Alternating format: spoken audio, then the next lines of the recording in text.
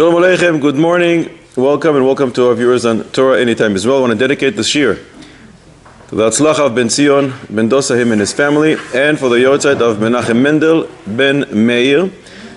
Mitzvah Hashem, he should be a Melitz Yosher for his entire family and for Klal Yisrael.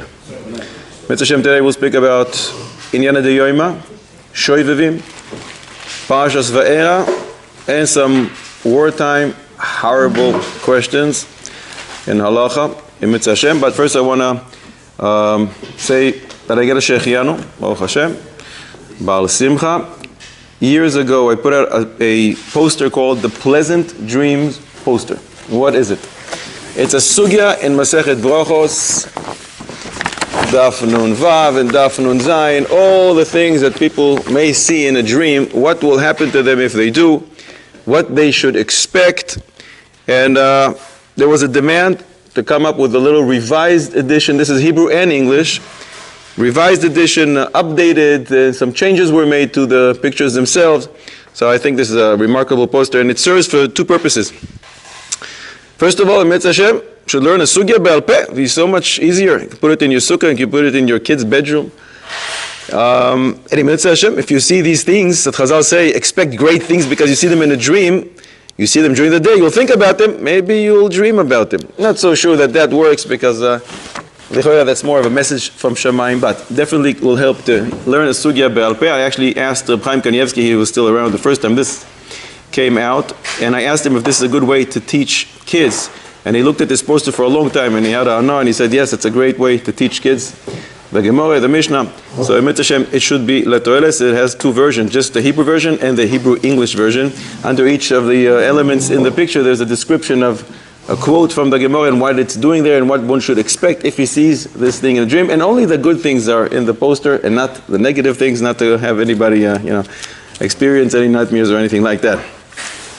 So we're starting with Shovavim. Shovavim, famous acronym of Shmo Yisrael Rabo B'Shalach, Yisro and Mishpatim, and in a leap year we add Tuma Tetzav, and that's called Shovavim Tat. So the remez to this is in a pasuk in Yirmiyah, Perek Gimel, pasuk Rav Beis. The pasuk says, Shuvu Vanim Shovavim Erpa Meshuvasam. Come back, you kids, Shovavim, Shmo Yisrael Rabo B'Shalach during this time. I mean, you can always do tshuva, it's always a good idea, but especially propitious time. During this this period of time, Erpa, I will heal their iniquities, but Erpa is spelled Aleph Reish. We would expect it to be spelled Aleph Reish Pei Aleph, but it's actually Aleph Reish Pei Hey in the Navi, as if in the language of Rifyon, something which is lax. You weren't so strict with things, you weren't so careful. This is the time to rectify it. The Arizal writes that the time of Shovavim, this time now, is a very opportune time to fix all the different pagamim, the stains that one's nefesh may have. We start with Shemois last week, and that's talking about the Shiabud in Mitzrayim, being slaved to Mitzrayim, and we are still slaves many times to the Yetzer Hara. It's time to break through. But that's how we start this process and this journey. And we end with Mishpatim, and there we learn about Eved, because our essence, and we should feel as if we're Eved, but Avdei Hashem, only Avdei Hashem, not Avadim to Mitzrayim. The Sfarim Magdoshim writes, the reason why it's a Sfarim is because we start with Shemos, when we talk about we were slaves and then we came we were slaves to Mitzrayim, to Paro. Paro is compared to Yetzer Hara. So we want to break through, break out of that enslavement and become the real Avadim that we're supposed to be, and that is Avdei HaKadosh Baruch Hu. By Ele Mishpatim, and Mishpatim starts with Eved Ivri, and he is supposed to be an Eved only to HaKadosh Baruch Hu. What did you mention about Tat? What is that? In a leap year, it's not Shovavim, it's Shovavim Tat, because we add the Parshas Tuma and Tetzaveh. Tat can also be an acronym for Talmud Torah. That also works. The Sfarim writes that the Shovavim are like, this time now, is like Aseres Yemei Tshuva, and the Tfilas are more susceptible to be accepted at this time, and one has to be exceedingly careful not to be sad during this period of time, not to get angry, and stay away from gaiva. However, even though many people fast, In our times, not so many, but people do fast. One who learns Torah the whole day or teaches Torah, and that will affect the way he's able to learn or his patience when he teaches to others. Yatsa scharo behefseido, his gain is offset by his loss, and he should not fast.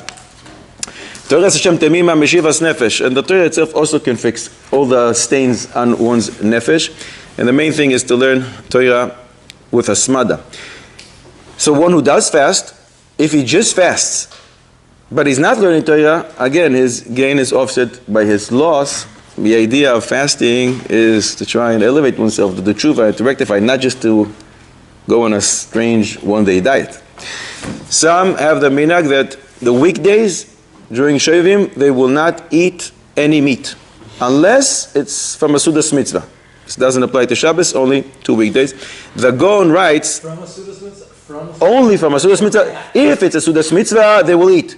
But stam, meat which is not related to Sudas mitzvah, they won't eat during this time. At the Sudas mitzvah? No. If it's a Sudas mitzvah, it belongs to Sudas mitzvah. So they can eat it at the Sudas mitzvah, and if they take it from the Sudas mitzvah back home, they will eat it. But stam, because I feel like having a steak dinner, some don't do that at the time of Shovavim Tab. It's if it's not related to a Seudas mitzvah. Someone brings them food from a Sudas mitzvah. That's good. They weren't there. That's fine. That's Sudas mitzvah. That's related. That's a shiarim of Sudas mitzvah. Rabbi Scheinberg Zatzal never ate anything unless it came from a Sudas mitzvah, and therefore he would many times not eat for many, many hours. But people knew, so people there's always something going on. There's a pidyon ben, there's a bar mitzvah, there's a chasna, there's a shara bachos, always something going on. So people always came to him with shiarei mitzvah, and that's what he would eat. Not during Shovavim, year round. We're only saying Shovavim tat. This is a minhag. I'm not saying people have to hold by this minhag, but there's such a thing. Just want to be familiar with more minhagim and things that are not so common and people not aware of. The Gaon writes that fasting is not the main thing. The main thing is not to say the wrong things during this time. And he says that Tanis Dibu is worth 1,000 times fasting and refraining from food. And the benefit of Tanis Dibu is it doesn't harm the body. You feel great, and yet it does such great rectification upstairs without affecting your body. The Moshe Lev Sasov brings that if a person, the time that he fights, somebody angers him, somebody says the wrong thing, and he is able to control himself and not to respond, that's worth 1,000 fasts. And Chazal say, Kol ha'ma'avir al midoisav, ma'avirin lo al kol pshav. One is not medakdek with others, the Kodesh Baruch Hu is not medakdek with him, and all his sins are erased. But Tanis Dibu is great, only as long as you don't hurt somebody else. If one's wife asks some question, come to me tomorrow, lady, I'm not talking to you now. Not kedai. It could be your chavrusa, it could be your kids, whatever it is. People need to be. They should tell people ahead of time, I'm going to Tanis Dibu if it's okay with you. Chas v'shalom to hurt anyone. But one can respond in writing. Somebody asks him a question that's still considered Tanis Dibu. If he writes something which is chol, but he's writing it, that's still considered that he upheld his Tanis Dibu. The Noam Elimelech writes that one who fasts, and during that fast, he says 3 times the entire Tehillim, it's considered as if he fasted many, many, many times. He brings great numbers over there, a great, great, great many times. So the Shovavim days are very special and very opportune for kapara and for slicha, and to elevate oneself in kedusha, in tahara, and in yiras shamayim. The number of days during the Shovavim is 42. 42 is v'dibarta bam. Beis Mem is 42 to tell you what is Beis Mem. How does the Torah start? Torah shebichtav. How does it start? What letter? Bereshis. Torah shebe'al peh. What does it start with? Masechet Brachos. Mei Masai. Beis Mem v'dibarta bam. Speak during these 40 days, 42 days, at least during these 42 days, bam. In Torah shebichtav and Torah shebe'al peh, and that's the main thing to focus on Torah. The Yesoda Avoida. He writes, learning 5 hours with no break in the middle. No talking about anything else other than limud. Not eating or drinking anything during those 5 hours is a great inyan, and it helps a lot to atone for one's sins, and it brings one to do tshuva and great rectifications upstairs. The Shefa Chaim brings a Kabbalah that he has. I have a Kabbalah in my hands from the Noam Elimelech, that one who finds it very difficult to fast, and one doesn't need to fast, finds it difficult to fast, he can substitute it. If he learns 2 pages of Gemara, 2 blood Gemara with Tosfos, it's counted as if he fasted, or 5 dapim of Gemara with Perush Harosh. And he writes that adds, and it helps even more than just fasting. There is another segula to purify one's mind and body during this time, and that is to learn a Mishnah Be'al Peh every day, 1 Mishnah. You just repeat, some Mishnahs are very short, 1-liner.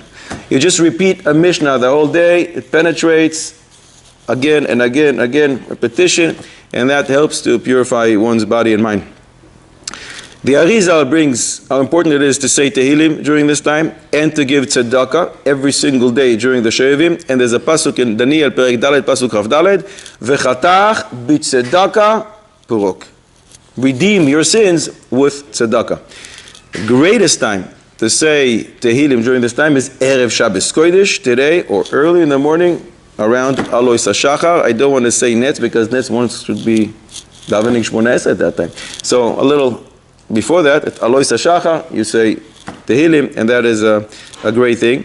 So there's 2 times basically during the year which are not a Yomim Tovim. Shovavim is not a Yomim Tovim.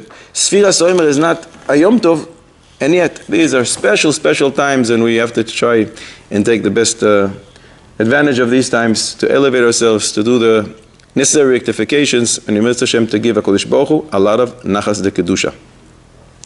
Vayadaber Elokim el Moshe. Vayomer elav, Ani Hashem. But you know, Va'era el Avram, el Yitzchak, ve'el Yaakov, bekel Shakai. Ushmi Hashem, lo nodati lehem. I never told the forefathers my name. What does that mean? The Ramban writes in his Akdama, the Sefer Bereshis, we have a Kabbalah shel emes in our hands. But Lemaise, his Kabbalah is a Zohar Mefoirash in Shmois, Daf Pei Zayin Amud Aleph. That the entire Torah is really names of HaKadosh Baruch Hu. You see the words, Vayedaber Hashem el Moshe. You see Naaseh v'Nishma. You see Lo Tirtzach. Whatever it is. It's really all different combinations of the different names of Hashem, which we can't see because we just see the words. If we would have known how to take an X-ray and see the kishkis, the inside of the Torah, we would actually see that every single line, every single few words form HaKadosh Baruch Hu's name. And with that, it's easy to understand where a Sefer Torah, which has more than 300,000 letters, if one little letter is missing, one little letter is added, the whole Sefer Torah is possible. Why is that? If you have a letter, somebody wrote you, and a line is missing, so you don't understand what's going on. Even if one word, maybe it can affect it, but if somebody wrote you a letter, just 20 pages long, and one word is missing, not a big deal. Not a big deal. Especially if one letter is missing. But Sefer Torah has more than 300,000 letters, and one is missing. One is added. Yeah, but what you did now is destroy the Kodesh Baruch Hu's name. Because if the entire Torah is basically different combinations of Hashem's name, if one name is missing, if one letter is missing or one letter is added, you destroyed that name of Hashem. And that's how severe it is, and that's why the Sefer Torah is puzzle. With that, it's easy to understand, but the Baal HaTanya brings. So Gemara, which is a Mishnah, second parak of Maseret Bachos, Daf Yud Gimel Amud Aleph.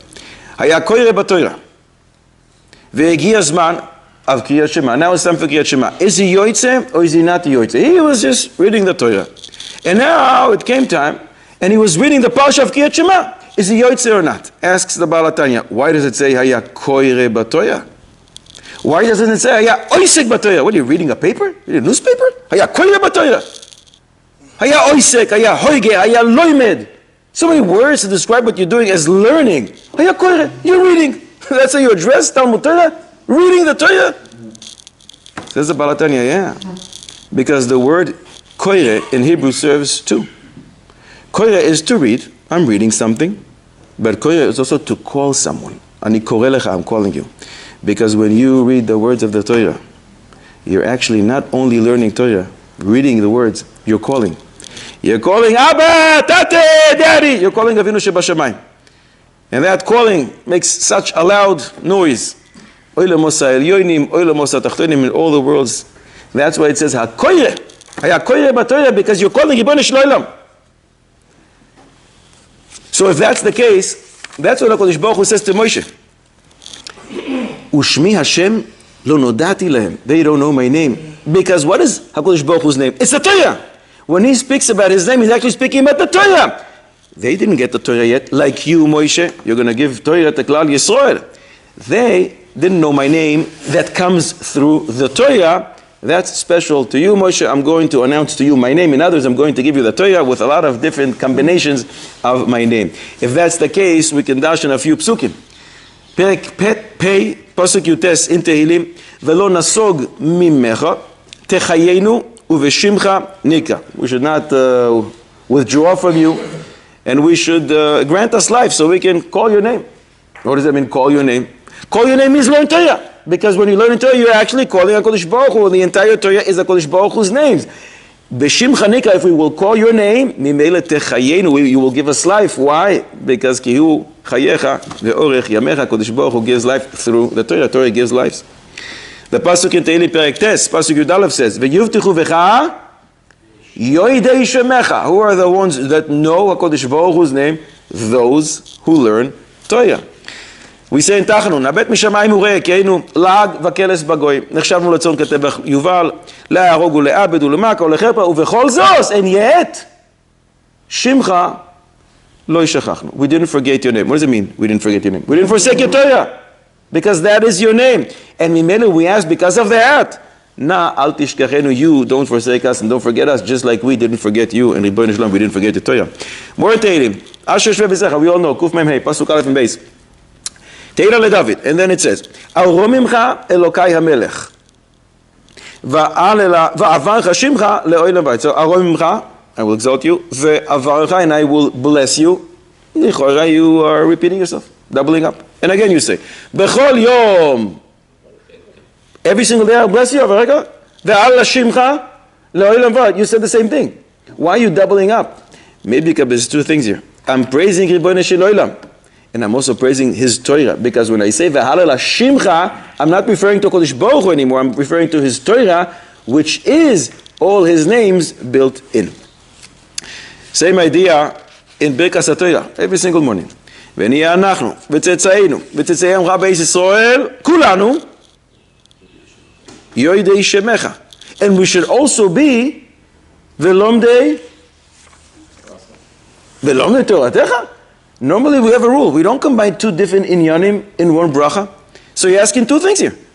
We should want to be Yoidei Shemecha and Lomdei Toratecha. Two separate things. Based on what we're saying, it's one. Yoidei Shemecha means to know the Torah, because your Torah is your names.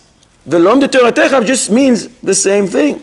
And therefore, Lechoira, it's the same thing. It's a package deal. You know HaKadosh Baruch Hu, that means you know his Torah. You know Torah, you know HaKadosh Baruch Hu, so it's the same thing. The riddle of the week. How is it possible? There's a kid in front of us who is healthy, ready, willing, able. He is 8 days old.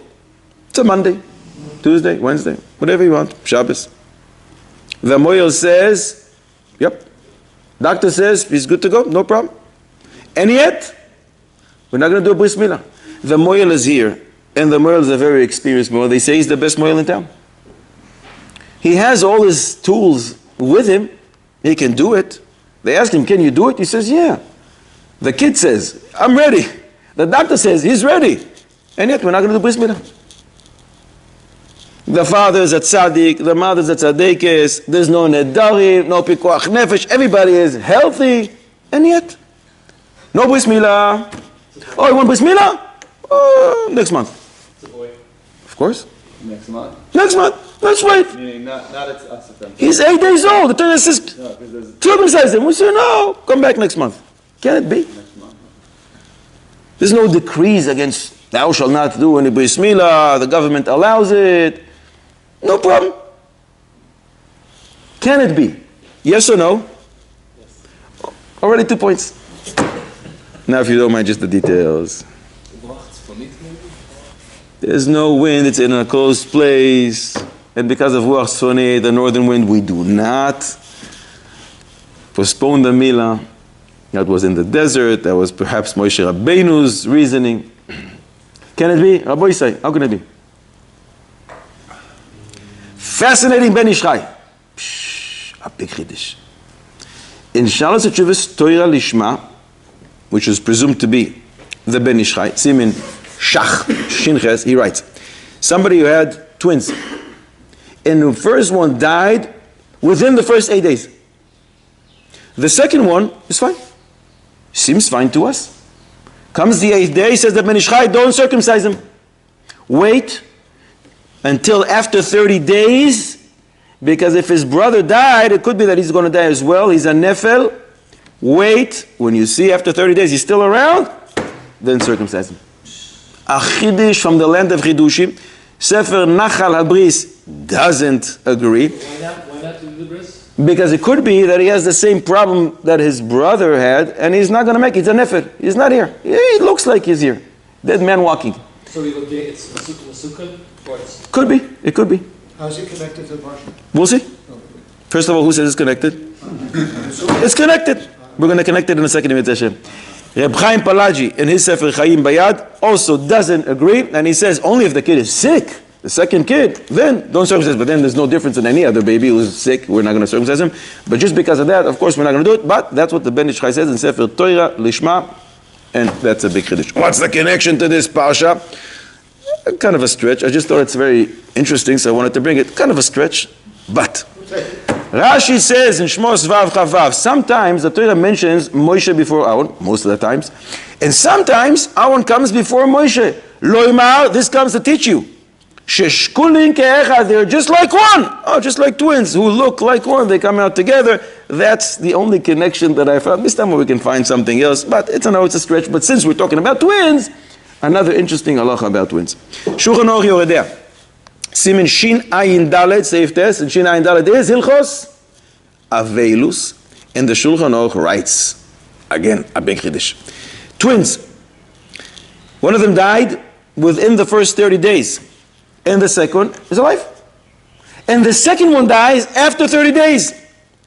You don't sit Shiva for the one who died after 30 days. Since the first one wasn't a Baal Kayama, it's as if built in, they're connected. And the second one, even though somehow he made it for more than 30 days, it's as if he is a Nefel as well, and you don't sit Shiva for him. It's a tremendous chiddush. The Taz and the Shach says that's not what the normal understanding is. Ezra Levush understood, everybody else, they say no, that's not what the Shulchan Aruch is trying to say. They have a whole different understanding here. They say you don't sit Shiva for the first one, even though it's hard to understand it through the language of the Shulchan Aruch. But the words of the Shulchan Aruch, as many did understand, is the way we explained it, and that is a tremendous chiddush. Since we're talking about twins, another question. Babies came out, two twins, 2 minutes apart. Does the younger one have to honor the older one? Or when we say that one has to honor his older brother, that's only when they didn't come out together. There's a 2-minute difference between them. Is that considered that I'm younger than my older brother and I have to honor him or no? Yeah, that's a big chiddush. I think we mentioned it once. But here we have a Ramban, which is a big chiddush. That chiddush comes from later Achronim.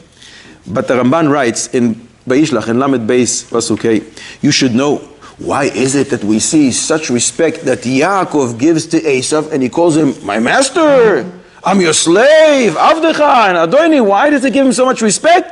Because that is the minhag. The tzair, the younger one, has to give respect to his older brother, even though they're twins. I don't know how many minutes apart Yaakov came out after Esav, but they're still twins.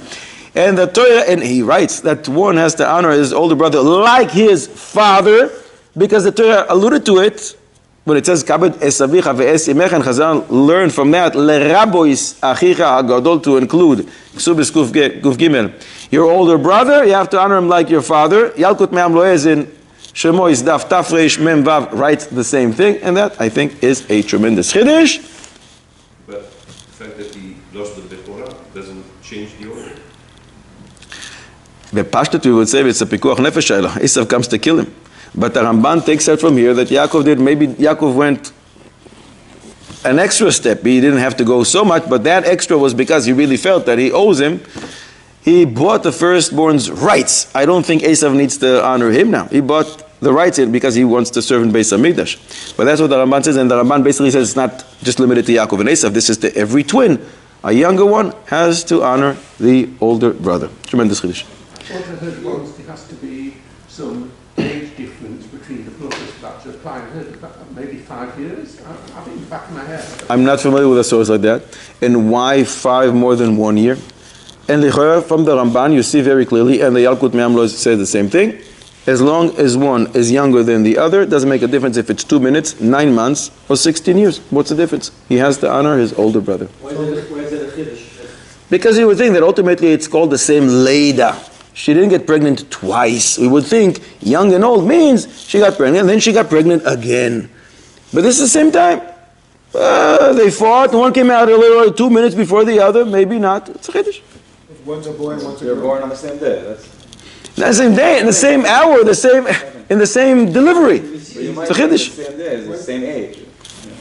Well, if one's a You're boy going and to one's a on the girl. same day.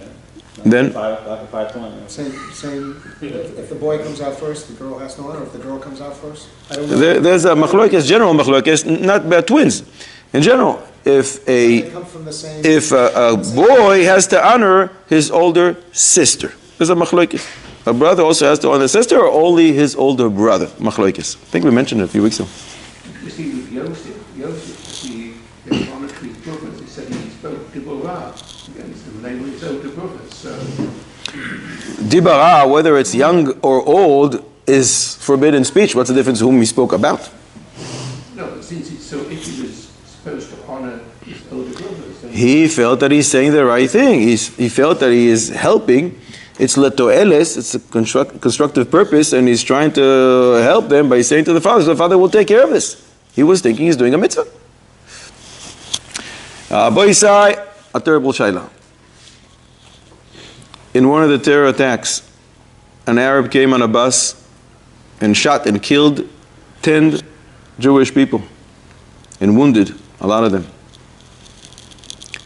There was a Jewish fellow towards the end of the bus. As the Arab approached, this guy looks kind of Arab and he knows Arabic very well. So he says to the Arab, Ani Aravi kamocha, I'm an Arab just like you. The Arab heard this, believed him, and he left him alone.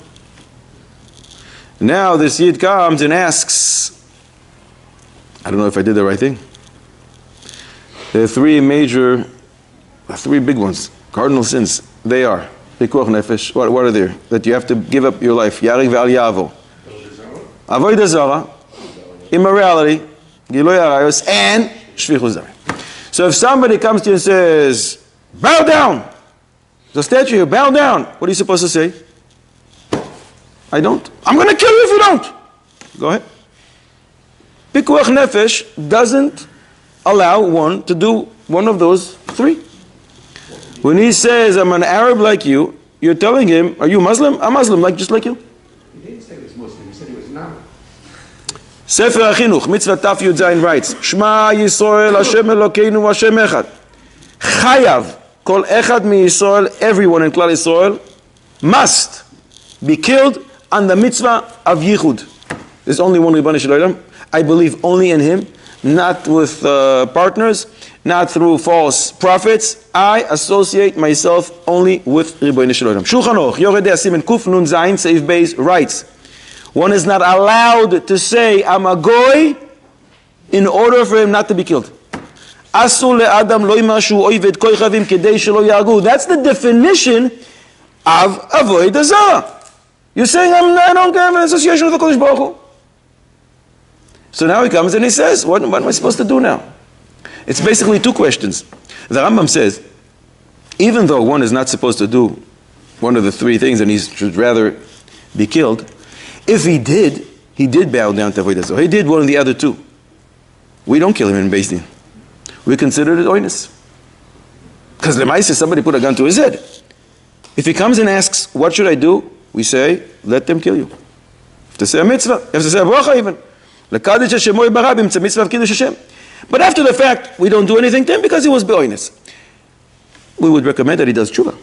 Learn the halachos. This guy asks two questions. am I supposed to do tshuva? Did I do the right thing? And if chas v'sholom this happens again, am I allowed to do this? So first of all, are you allowed to say a statement that is ambiguous that can be interpreted? Excellent question. What's the answer? You could say, Excellent question. I'm Jewish Arab. You know? But he didn't say that. No. He said, I'm an Arab. I don't have to say what I am. I meant I'm Jewish Arab. But do we care how he understands it? L'chora, you disassociate yourself from HaKadosh Baruch Hu. Why can't you say, I'm proud to be Jewish? Want to kill me? Go ahead. I'm going to go to the fourth chamber upstairs. Zohar HaKodesh Bereshis Daf Lamed Ches. I'm going to be with Rabbi Akiva and his friends. And the second point, is that the Arabs also believe in one God. So Yeah, with a false prophet. So can you say I'm Muslim? Chayav kol echad miYisrael. But based on the source, Muslim doesn't seem to apply. I mean, the source that we have says go. That's a machlokes Rambam and Ran. Are the Arabs Muslims of the Avodah Zarah or not? Big machlokes. What's the source for this Shulchan Aruch that says one is not allowed to say I'm an oivet koichavim in order for you not to kill me? What's the source? The source is from the Rosh in Yerushalmi in Masechet Avodah Zarah, Perek Beis, and the Rosh says that one is not allowed to say I'm an oivet koichavim in order not to be killed, because surely he is considered a heretic when he does so, because since they want to kill him, if he doesn't switch his religion to theirs, it means that he actually accepted their religion, and he admits to their God, and therefore it's terrible to do. Comes Rav Eliashiv Zatzal and says, did you see what the Rosh said inside? The Rosh says that this applies when they're trying to convert you. When they're trying to say to you, accept my God or else, then you're not allowed to do this. Then you ag v'yavo.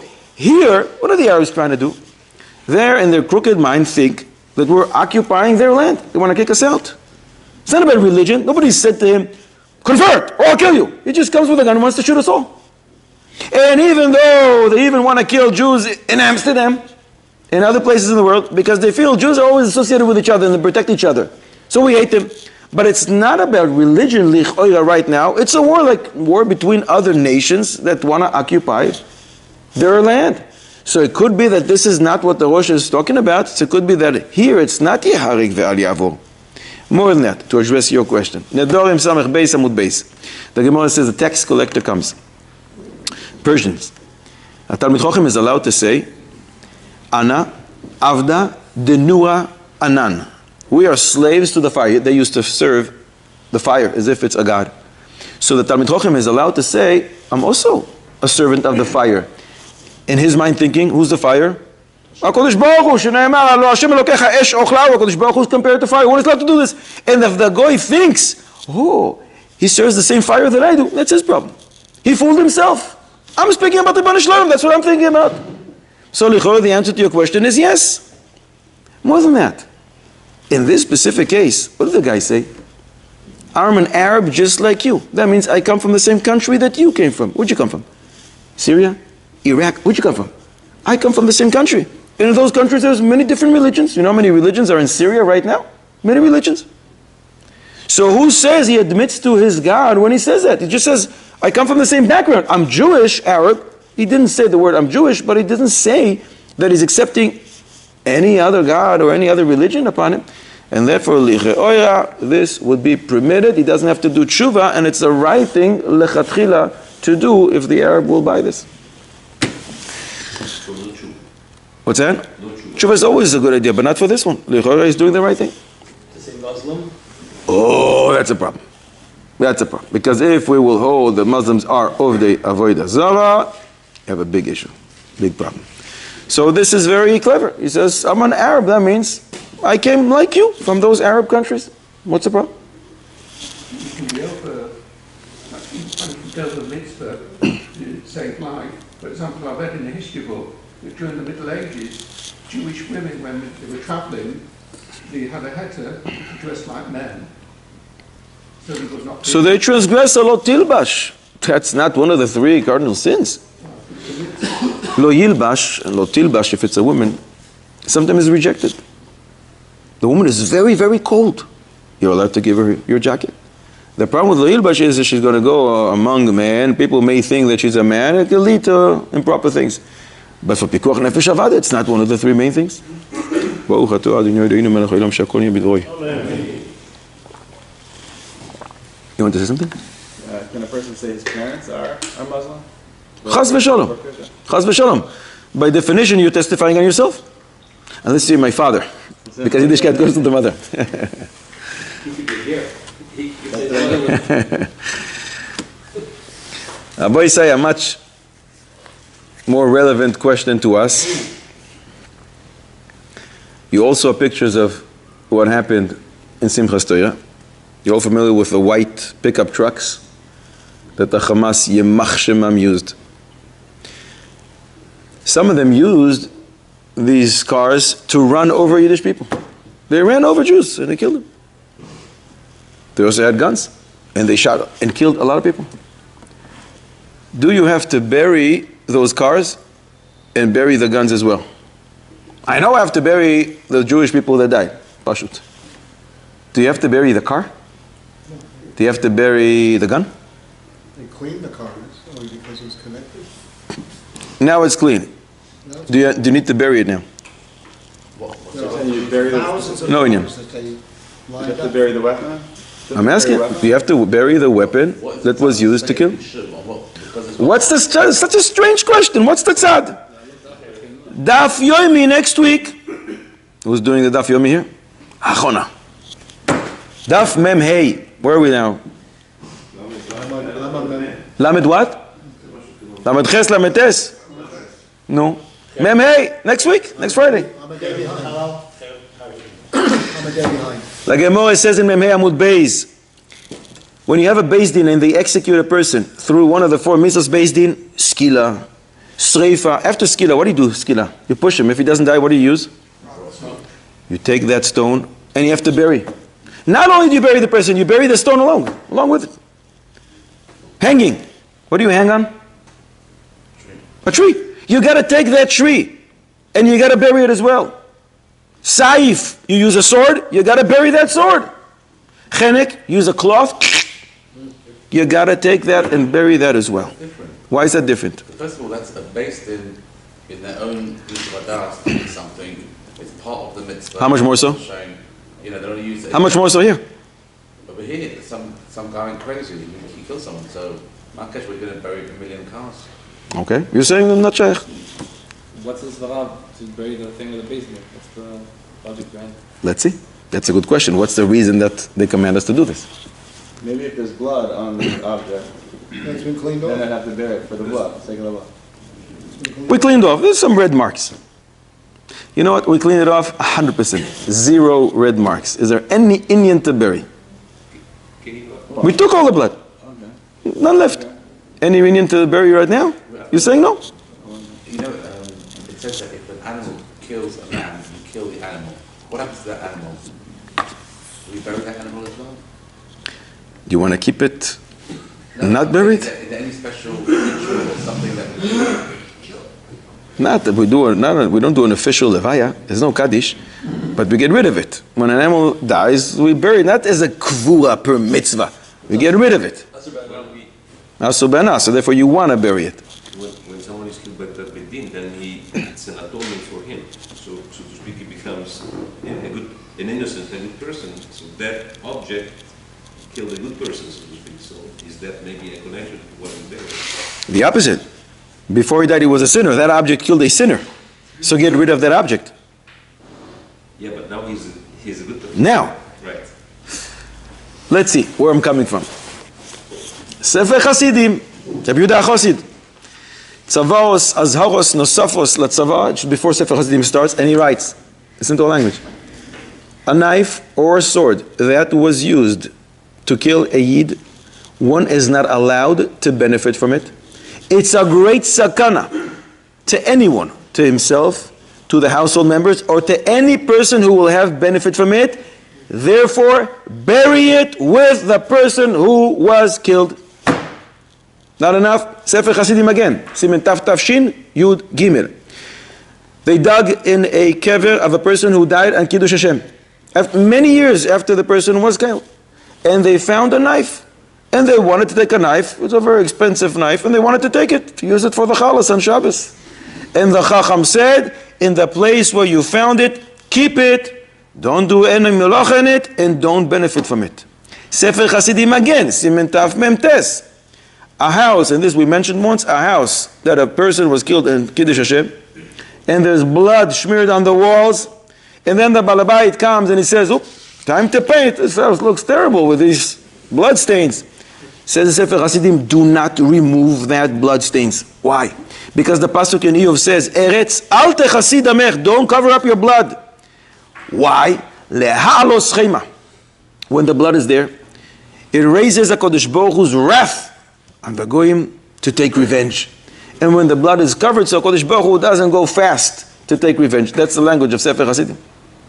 But what's the reason that you have to bury these items? The stone, the sword, the cloth that was used, the tree. Machlokes Rashi and Rambam. Rashi says, you learn it from the pasuk. The pasuk says, "Ki kavod tikberenu bayom ha'u ki kilelas Elokim talui." Lichoyre, it should have said, "Lo talin al ha'etz nivlasoi ki kavod tikberenu," but it doesn't say that. It says, "Ki kavod tikberenu," and it connects "Ki kavod tikberenu," bury the person, to the words "al ha'etz." Why? To tell you it's gzeras hakasuv. Just like you bury the person, bury the tree as well. Mimele, it's gzeras hakasuv, you can't play with it. The Rambam says not like that. The Rambam says because if you don't bury those items that were used to kill the person, you're going to go around and say, "Oh, you see this tree? That's where Moshe was hung. Yeah, remember that Moshe. And when you see that stone, oh, that's how we killed." We don't want people to speak like this. After a person dies in Beis Din, it's a kapara. What do you want to embarrass him? Similarly, with a behema. A person was with a behema. Not only do you give him skila, you give skila also to the behema. Why? So the behema shouldn't be around. People will point, "Oh, that's the behema. Remember." Why? We don't want to do that. So according to the Rambam, that only applies to a sinner. This Yid that died on Kiddush Hashem is not a sinner. There's no reason. Shas Juvas Shilas Yavitz, Chelek Beis, Simin Kufnun Ches, he was asked if a sword that was used to kill the Yid can now be used for shchita. It's a very, very sharp knife. I think it'll be great to shecht my cow. I'd like to have a nice steak dinner tonight. Can I use the same sword for shchita? And he writes, "I am choishesh with this sword that one was killed with, isu hana." Why? Because in Harugei Beis Din, those who Beis Din executes them, it says that the sword should be buried along with it. And that is if they were executed al pidin. How much more so here that they were executed not al pidin. He says, pshita. It's pasha that you should worry about it. And he goes so much to say that I view it as a meshamesh avodah zarah. That's as if tools that were used for avodah zarah, which means it's asul behana. But he doesn't write anything about burying it. He just says stay away from using it. Machzik bracha, the Chida writes, he brings a Shilas Yavitz regarding a sword that was used to kill a Yid. And he asks, so what about if a sword was used to kill a Goy? Can I use that in order to shecht? So he writes, according to the Rambam's reasoning, that is, in order for people not to speak about the person who was executed, it's not shaykh. There's no problem. You can speak as much as you want. So according to that, in our case, the terrorist that killed a Yid, according to the Rambam, you don't need to bury the knife. The Yid is not a sinner. He didn't do anything. It's not execution of Beis Din. It's a Yemach Shemo coming to do a terrible thing. It's not shaykh. But from the Shilas Yavitz that we brought before, we saw that the person who was killed, a Yid was killed, you can't use the knife. Maybe he holds like Rashi, that's Gzeras Hakasu, and that wouldn't be shaykh in a goy. Shalosh Shuvas Kol Mevaser. This is much recent. Chelek Aleph Simin Unchet. He talks about a rope that was used at the time of the Nazis to hang Jews. Do you have to bury that rope? Shalosh Kol Mevaser, I think 50 years ago, something like that. And he says, it's Asul Be'ana, and you must bury it. And he's using the Shilas Yavitz that we brought, even though this halacha was said about those who were executed in Beis Din. However, since the Mishnah in Daf Mem Vav Amud Aleph, that's in 8 days from now in the Daf Yomi, it says over there that one who doesn't bury his dead immediately, he transgresses a loitase, In the following page, the Gemara says that not only Harugei Beis Din, even a regular guy, not Harugei Beis Din, one who doesn't bury them immediately, there's a positive mitzvah to bury, and there's a negative mitzvah, don't delay the burial. And that applies to anybody who dies. If that's the case, he says, the same would apply regarding the Harugei Beis Din, that you have to bury those elements that were used to kill them. So those elements that were used to kill a regular Yid would also apply, and you would have to bury them as well. But he says, Lichoira, we should doubt what the Shilas Yaivitz says, because the Rambam says the reason is that people shouldn't speak about that sinner. What does that have to do with that? Those who were killed by the Nazis, by the Hamas, Kedoshei Elyon, Harugei Malchus, and Birya Yechoila Lamod B'mchitzas. It's the language of the Gemara in Babasat Daf Yud. So what do you want from them? So he says the Rambam doesn't come to argue. It could be that the Rambam and Rashi agree. Rashi says it's Gzeras HaKasuv. The Rambam says you're right. You know what the reason for that is? I'm not saying when the reason doesn't apply, you shouldn't do it. He just says you know what the reason for the... I'm not darshaning time Adeka, because normally we don't darshan time Adeka and we give reasons to mitzvahs, because when the mitzvah the reason doesn't apply, the mitzvah goes away. No, the Rambam doesn't do that. The Rambam just says, by the way, I'll tell you why I think the reason for this Gzeras HaKasuv is. So Lichoira, they both would agree. And Lichoira, back here, you would have to bury the car and you would have to bury the gun. But Reb Nissim Karelitz Zatzal, when he was asked a question about a car that was used to kill a Yid, he says, nope. When you take the stone that you're killing with and based in for skila, you take the cloth, you take the sword, you take the tree, those are klei hariga. Those are weapons that are used in order to kill a person.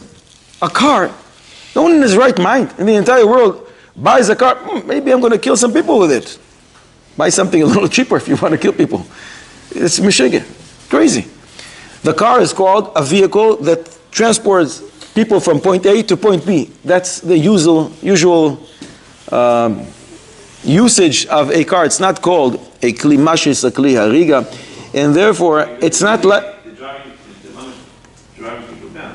That's what they did, but they're not doing with something that people associate with killing necessarily. Normally, people drive a car to drive from point A to point B, not to kill people. It's not like the stone which is dedicated for killing people in skila. The tree which is dedicated for hanging people. I would have said a tree is not dedicated. This tree is what we use for skila. Everybody knows this tree is used for skila. Planted it for skila? I don't know if it was planted, but once it grew to this right height, and we like it, and it's right outside the basin, so we don't have to walk a long way. Say the same thing. Oh, that's a nice truck, very solid, big bumper, fantastic for killing people. So I use it. $50,000? I don't think so. No. Use something cheaper. According to your credits, then you have to bury the tanks, bury the drums, because all of these are not made to kill. What about a gun? He answered us about a gun, about a car. What about a gun? Bullet. Difference between a bullet and a gun. What does a gun do? The gun itself. The firing pin in the gun strikes the primer, causing it to explode. The spark from the primer ignites the gunpowder. Then the gas converted from the burning powder rapidly expands in the cartridge. The expanding gas forces the bullet out of the cartridge and down the barrel with great speed, and that is what's going to kill the person in front of you. So lichoira, the gun is not what is used lichoira, even though it does have a name of a kli hariga, but lichoira, from the Sefer Hasidim that we brought, there is a sakana, which means I'm not sure that a yid is, so we're going to recommend to him to use these elements, whatever it is, the car, the gun, or whatever was used to kill a yid, is a sakana. Sakana, don't buy it and don't use it. In sakana, we are machmir more than in isu. Chamira sakanta mi isua. So, could be that it's not going to be a good idea for a person to use this. If we look at the comments, we see that after the Egel, Moshe commanded, who's for Hashem, gather around all the Nevi'im, they took their swords and they killed everyone with the worship Egel. And we don't find any mention of that afterwards they took their swords and buried them. On the other hand... We also don't find a source that they were not buried. No, but I mean, like, for example, with the incense... You have a Sefer Hasidim that discusses this. It's a very early source. It's one of the Rishonim. He says it's sakana. You have Shilas Yaivitz. You have Rashi that explains to you that applies all over. Gzeros HaKosov. You have heavy-duty sources. In that incident, you don't see in the Torah, but Torah also doesn't say a lot of different things. That's not a raya that because we don't see it in the Torah. You know, in school when I was very young, I think we were told by the Rebbe that if you would use it like, let's say you pretend kids would just walk around with a knife and, then he said the knife becomes apostle or needs 3 levels. So is there anything in that? There's a saying to frighten kids not to do that behavior. Right. Maybe he was referring to Sanhedrin Daf Nun Ches. The Gemara says, Kol ha-meirim yado al chaveiro, to hit him, he is called Nikor Rasha. Last week's parasha. Sheneemar, Vayomer la Rasha, lama takeh re'echa. He still didn't hit him. Moshe says, oh, you're raising your hand, lama takeh, in the future tense, taf, takeh, you already called the Rasha. So how much more so when you're holding a knife? Ooh, that's bad. It looks bad. But I'm not familiar with a source that says you have to toilet. Okay, and the last question is, like in the concentration camps today, they're all like, everything's left over there to show people and remember, but I actually had never been, but I'm saying if there are things around, wouldn't that need to be in this gallery? First of all, I don't think they are owned by us, so nobody's asking us. Second of all, if it was owned by us, since it is a sakana to use these elements, we would recommend, based on this Sefer Hasidim, the Shilas Yavitz, to bury it. Today, it's not used, it's just in a closed container. I'm guessing it's in a glass container, so you'll be able to come and be inspired and do tshuva, and for the goyim to learn what not to do, but it's not Jewish owned, so nobody's asking us. Abu Yisai, a question, no more war, we should never experience war. Now we're back to regular activities. This week, in the eastern seaboard in the States, had some major snow. Major snow. And there was a Yid from here who was there, and he looked out the window and he never saw such amounts. Major snow. Right after that, he went and he davened mincha. Instead of saying, Mashiva ruach u'moirid hageshem, he said, Mashiva ruach u'moirid hasheleg. At the end of Shmoneh Esrei, he called himself, wait a second, I said Morid HaSheleg. Is he Yoitze? Does he have to repeat Shmoneh Esrei? Abu said, Dayani Mumchim. What do you say? No what? No repeating or not Yoitze? Because, no, he's Yoitze. He's Yoitze. Well, what is snow? Snow is another form of cold, ice, different temperature of water. Mm-hmm. So you have no problem with him? You have no problem with him? Can't make up your own. Can you change from the language that Chazal formulated for you? What, are we smarter than Chazal? It was a mistake, wasn't it? For some mistake you have to pay. You get to spend more time with the Kodesh Baruch Hu. Also, what was it? You're praising Hashem. Hashem, you're so great. You've been down the rain. Is it a praise? Yeah, why not? The snow down, it's flakes and everything. You like snow? Me too. Some people don't. Who says snow is a good thing?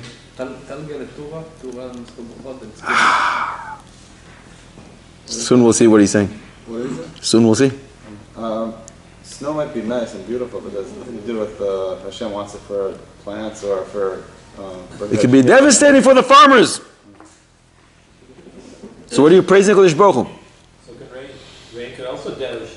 Rain can also be devastating. But there's something formulated for rain.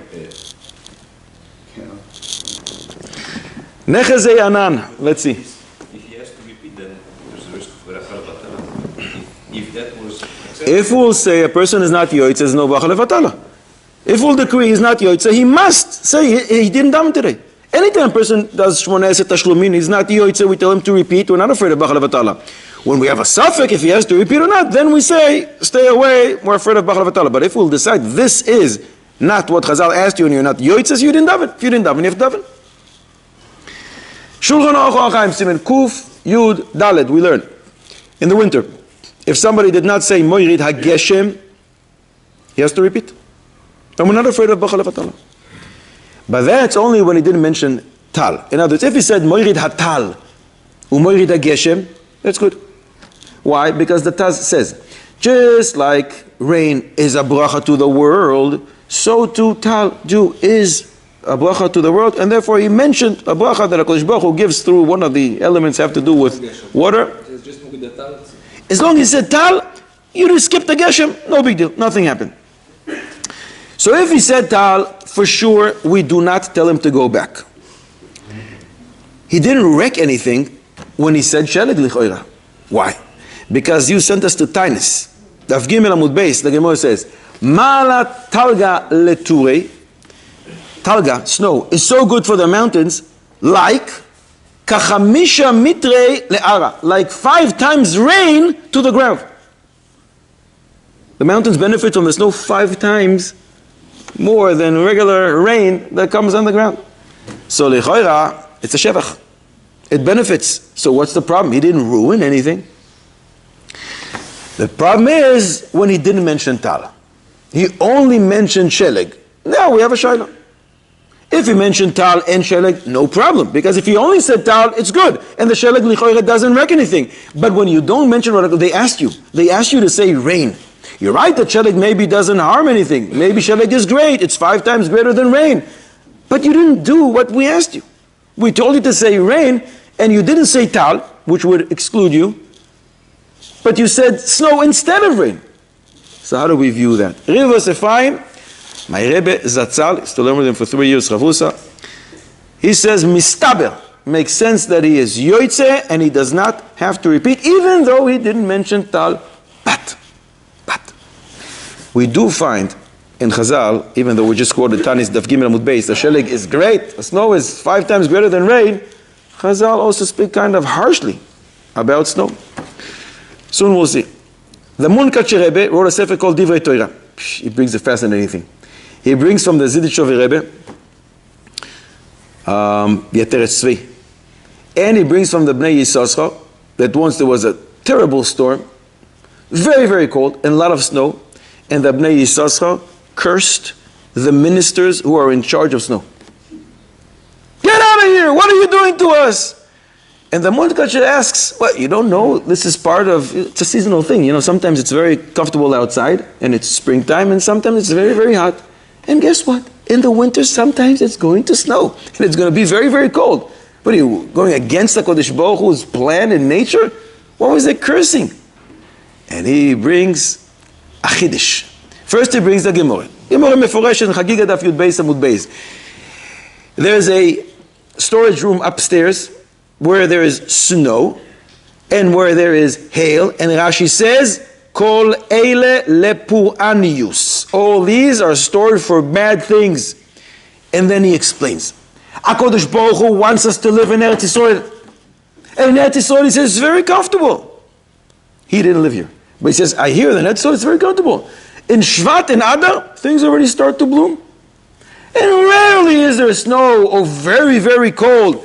As opposed to here, it's so cold because the Kodesh Baruch Hu wants us to get out of here. He wants to push us to Eretz Yisrael.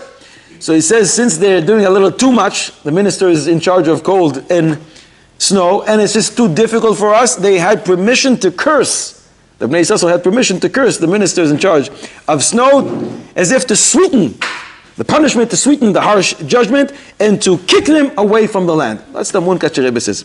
So lichoira, it comes out that snow is made for Puranus, and it's part of the punishment of Galus. So you shouldn't ask for snow. What are you asking for? Something which is bad? You're not allowed to ask for something which is bad. So based on that, if he says Moirid Hasheleg lichoira, you should repeat. The Toisis over there in Chagiga Yud Beis says there's a difference. There's 2 different types of snow. There's a snow that comes down very nice and pleasantly and just beautiful and calm. And there's a different type of snow. Heavy duty that comes and just destroys everything. But the sheleg that comes down, says the Tosfos, nicely, that's a sheleg that we learn about in Tanis Daf Gimel, that benefits the land 5 times more than the rain, as opposed to the snow that comes down very, very heavy and is destructive. Reb Chaim Kanievsky was asked, that after there was a very heavy snow in Yerushalayim, he was asked, is this snow also considered a bracha, the bracha of rain? And Reb Chaim quotes the Gemara in Tanis Daf Gimel that snow is great, that it aids and helps the mountains 5 times more than the ground gets from rain. And he says, yes. So it comes out that if he says, Morid HaGeshem, Morid HaSheleg, he is Yoitze. Because just like we see there's devastating rain, and there's Gishmei Bracha, great rain, and yet we know that if you say Morid HaGeshem, you're Yotzei, because that's what instituted for us to say. So, same idea will follow with the snow, that there's good snow and bad snow, but I meant the good snow. Tiferes Tzvi, writes lahalacha that the person is Yotzei, because just like he says Morid Hatal, and he praises the Kodesh Baruch Hu, so too he praises here Kodesh Baruch Hu, and he praises that he helps everything that grows. If that's the case, now we have to come back with another Shabbat to Reb Chaim Kanievsky, because Reb Chaim Kanievsky was asked this question. If one said Morid HaShelig, and he said no, he's not Yotzei. So now Reb Chaim is contradicting himself, because he says, yes, that heavy snow that you saw in Yerushalayim, you're asking me if it's within the bracha of Gishmei Bracha, and he said yes. Is a person Yotzei when he says Morid HaShelig in davening? Reb Chaim says no. But it comes that there is bracha in the snow, so what's the problem? Lichoira, 3 different ways to answer. The Gemara that says the snow is good for the mountains. It's good for the mountains 5 times greater than the ground. But in other places, maybe it's destructive. It's only for the mountains, it's limited. It's not a good thing. Also because of what you said. Brachos Daf Mem Amud Beis, he changed from the language of Chazal. And Chazal say, whoever is Meshanim Matbeah Shetavu Chachami B'Brachos, if ever it changes from the formulation that Chazal instituted for us in a bracha, he is not Yotzei. And another reason, how much snow do we get in Eretz Yisrael? Very, very little. Sometimes there are many, many years go by before we see snow. So he's not increasing the Shevach HaKadosh Baruch Hu. Rain is every year. Baruch Hashem, sometimes a lot, sometimes little, but there's always rain. When you say, oh, HaKadosh Baruch Hu gives snow, and HaKadosh Baruch Hu says, no, I don't. It's been 5 or 10 years since I gave snow. You're minimizing the Shevach of Ribono Shel Olam. So maybe that's not the intention of this bracha. Maybe that's why Reb Chaim said that he is not Yotzei. But what if he says, Mashiv HaRuach Umoirid HaBarad? Instead of rain and instead of snow, he's talking out about hail. Licheroya, we don't find that there's a barad livracha. We don't find anything positive about a barad except for the fact that HaKadosh Baruch Hu executes his punishments towards Rishaim, like Mitzrayim, with it, in this parasha. So licheroya, we only find that it's oitzaros of lepuranus, the Gemara there in Chagiga Daf Yud Beis. So licheroya, moirid habarad will not work. And even though it turns into rain, it turns into water where it melts, but barad itself is a puranus, and we don't ask for puranus, and we don't want to mention puranus. So lichoyer, if one said that, he will have to repeat his Shmoneh Esrei. I'm not sure. If one says word and tal, then we're okay? As long as he mentioned tal, says the taz, you're good to go. Okay. And what about if you didn't say that? That's why this halacha is not relevant to Sfardim and to Ashkenazim in Eretz Yisrael. Ashkenazim in Chutz La'aretz, it's relevant because most of them do not say Moed Atal in the summer. So if they don't get used to the fact that now we have to change to Mashba Moed Atal, they're just not going to say anything, just like in the summer. An Israeli, no matter what, he's going to say Moed Atal, so he doesn't have to repeat. Does it not help that in Baruch Aleinu he said we can't tal and matam?